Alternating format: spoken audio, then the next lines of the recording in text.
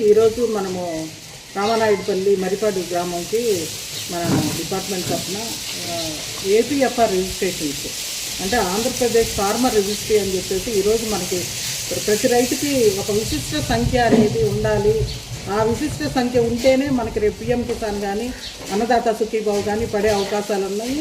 అదేవిధంగా ఆ నంబర్ ఉన్న వాళ్ళకి ఆ విశిష్ట సంఖ్య ఆ 11 నంబర్ల విశిష్ట సంఖ్య ఉన్న వాళ్ళకి రేపు రాబోయే కాలంలో ఇన్సూరెన్స్ పథకం అవనివ్వండి, తర్వాత మీకు రాయితీపై విత్తనాలు ఎరువులు అన్నీ కూడా దీన్ని ఆధారం చేసుకొని ప్రతి రైతుకి ఇవ్వబడుద్ది. కాబట్టి భూమి ఉన్న ప్రతి ఒక్క రైతు ఈ నంబర్ కలిగి ఉండాలనే ఉద్దేశంతో ఈరోజు మేము ఒక స్పెషల్ క్యాంపెయిన్ లాగా మనం కండక్ట్ చేస్తూ ఉన్నాము.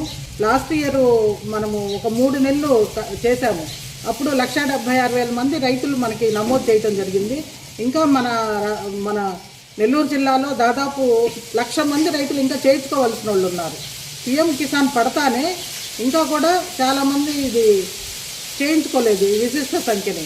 దానివల్ల రాబోయే కాలంలో ఆ 1,00,000 మందికి పిఎం కిసాన్ ఆగిపోయే ప్రమాదం ఉంది. కాబట్టి రైతులందరూ కూడా తమ గ్రామాల్లో ఉన్న గ్రామ వ్యవసాయ విస్తరణాధికారులను కలిసి ఖచ్చితంగా ఈ విశిష్ట సంఖ్యను నమోదు చేయించుకోవాల్సిందిగా కోరుతున్నాము.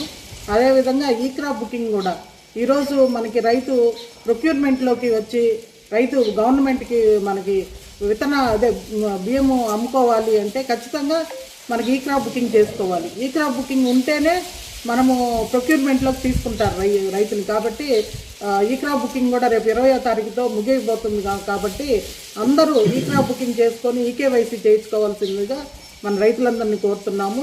కాబట్టి మన ఉదయగిరిలో చాలా తక్కువ సంఖ్యలో రైతులు ఈ విశిష్ట సంఖ్యను చేసుకున్నారు. వాళ్ళతో పాటు ఈ క్రాప్ బుకింగ్ కూడా చాలా తక్కువగా నమోదవుతుంది. కాబట్టి ఈరోజు మనము ఈ మరిపాడు అదేవిధంగా ఉదయగిరి మండలాలను విజిట్ చేయడానికి రావటం జరిగింది.